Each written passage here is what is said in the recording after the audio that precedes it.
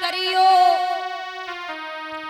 कारो देखे ऊपर वालो, ए भैया देखे ऊपर वालो।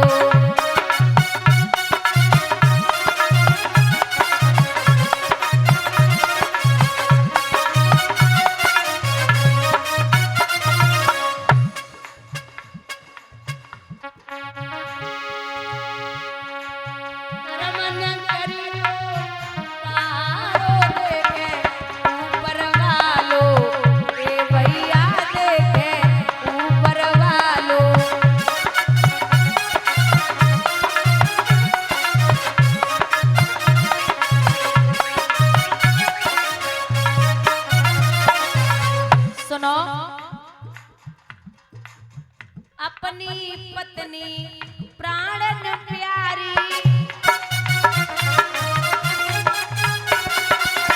चाहे होए गोरी चाहे होए कारी, चाहे होए गोरी चाहे होए कारी, मत और किनारे निहारो देखे ऊपर वालो, ए भैया देखे ऊपर वालो।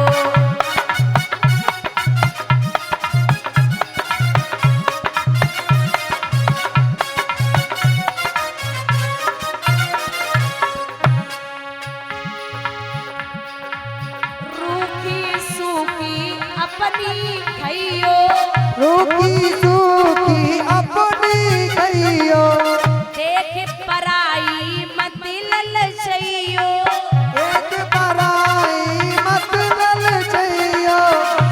वो तो हरी भरे गो भंडारो देखे ऊपर वालो, ए भैया देखे ऊपर वालो।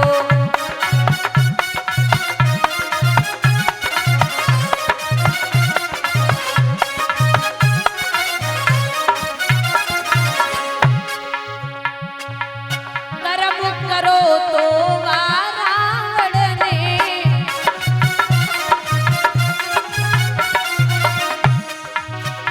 श्री रामचंद्र ने मारो देखे ऊपर वालो, ए भैया देखे ऊपर वालो।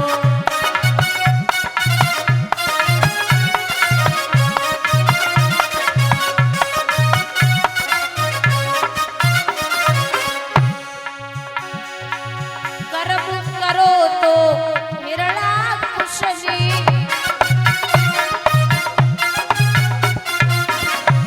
जय भीमसेन, अरे तेरी जंगा पे फारो देखे ऊपर वालो, ए भैया देखे ऊपर वालो।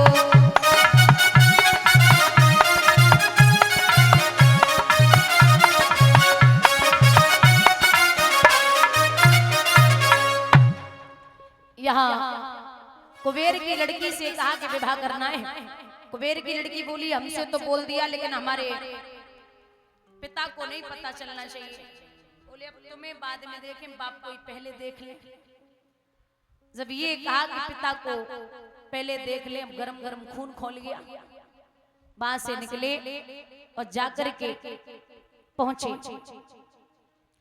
तो कुबेर के महलों तक पहुंच नहीं पाए, उससे पहले कुबेर के यक्षों ने मार दिया।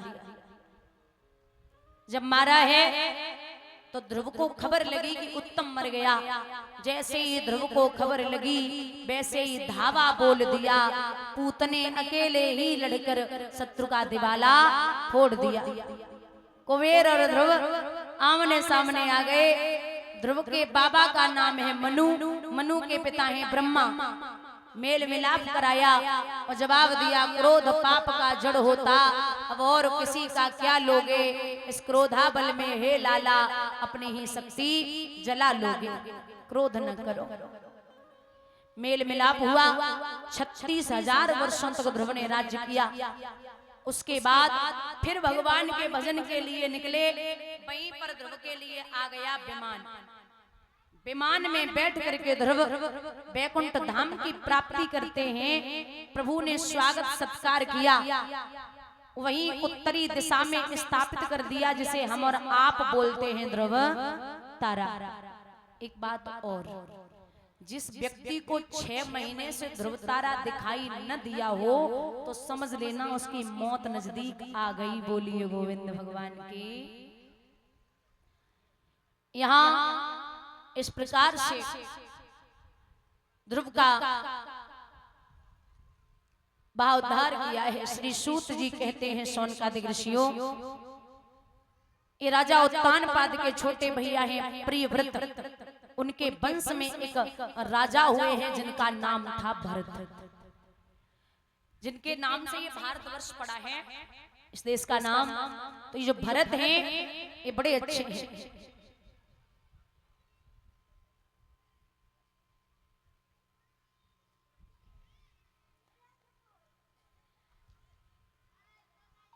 नाम भारतवर्ष पड़ा है। तो राजा जो भरत हैं इन्होंने खूब राजगद्दी संभाली, और राजगद्दी संभालने के बाद जब भगवान का भजन करने के लिए निकले तो जहां बैठे थे वहां नदी का किनारा था। श्री सूत जी कहते हैं कि नदी के किनारे पर क्या देखते हैं कि रोज 1000 माला करते थे, लेकिन उनकी निगाह गई एक सिंह ने एक हिरनी को चपेटा है। वो हिरनी गर्भावस्था में थी, तो जैसे हिरन ने दहाड़ लगाई है शेर ने, तो हिरनी प्रसव पीड़ा में एक बच्चे को जन्म दे देती है उस नदी में। और जब बच्चे को जन्म दिया, हिरनी मर गई। भरत जी ने उस बच्चे को निकाला, आग दिखाई और साफ किया। साफ करने के बाद उसको दूध पिलाया, बड़े अच्छे से पाला। देखो, किसी के प्राण बचाना ये अच्छी बात है। जैसे हमें कोई पशु पक्षी दिख जाए तो उसके प्राण बचाना ये अच्छी बात है, बहुत अच्छी बात है, लेकिन उसके प्रति आसक्त होना ये बहुत गलत बात है। उसके प्रति आसक्त होना ये बहुत गलत बात है कि उसके बिना रहना ही नहीं है। हिरन के बच्चे को बचाया ये अच्छी बात, लेकिन हिरन के बच्चे के पीछे ही पड़ के रह गए। रोज 1000 माला करते थे, 500 रह गई, 100 रह गई, 10 रह गई।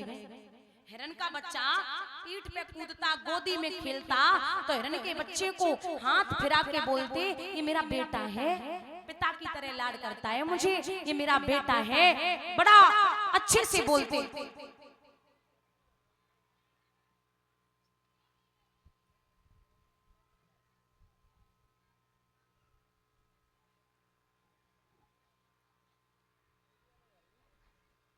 भैया अब क्या हुआ, एक दिन ये गए हुए थे अंदर, इन्हें आ गया ज्वर, मतलब बुखार आया, तो ये अंदर कुछ लेने चले गए। तब तक क्या हुआ, एक हिरणों का झुंड आया, बहुत बड़ा।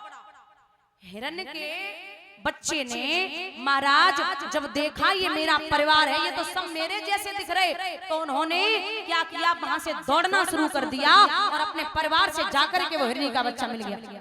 अब जब वो बाहर निकल के आए तो चारों तरफ देख रहे, जब बच्चा नहीं मिला चारों तरफ घूम रहे, बच्चा नहीं दिख रहा तो हाय हिरन, हाय हिरन, हाय हिरन रो रहे, बेचैन हो रहे। इतने रोए कि महाराज खुद की तबीयत और बिगड़ी, और हिरन हिरन कहते हुए प्राणों को त्याग दिया। तो अंतमता सोगता, जैसे आप जिसका नाम लेके, जिसका नाम लेते लेते प्राणों को छोड़ेंगे, वैसे ही अगला जन्म आपको मिलेगा। चाहे आप, तभी तो कहते हैं कि भगवान का नाम लेना चाहिए, मृत्यु के समय भगवान को बुलाना चाहिए, और मुख में तुलसी डाली जाती है, गले में कंठी होनी चाहिए, ताकि तुलसी अगर ना मिल पाए तो कम से कम कंठी तो है। तो अब हिरन का जन्म अगला मिला। अब वो समझ गए कि हिरन का जन्म मिला, अब क्या करें। तो इतनी आपत्ति कि वो सब पहले की याद रखे हुए थे, उन्होंने हिरन का शरीर भी छोड़ दिया। अगला जन्म फिर लिया, तो भगवान की ऐसी कृपा कि एक ब्राह्मण के यहाँ वो फिर भरत बन के आए, उनका नाम रखा गया भरत। तो भाइयों ने कहा, पिता ने कहा कि ब्राह्मण के बच्चे हो तो आपका नियम है सत्यनारायण की कथा बोलो, एक मंत्र बोलो, ये सब सीखो। मैं आपको गायत्री मंत्र सिखा रहा हूँ, आप उस गायत्री मंत्र का जाप किया करो।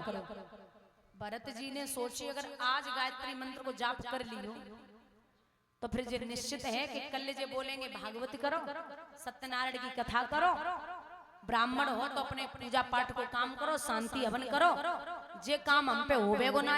पूर्व जन्म में हमने हिरण के बच्चे में ये काट दिया, फिर हिरण बन गए, अब अगला जन्म लूंगा, लिया है अगर तो भगवान के भजन के अलावा कुछ नहीं करूंगा। तो 10-20 दिन बाद पूछी गायत्री मंत्र याद है? बोले नहीं।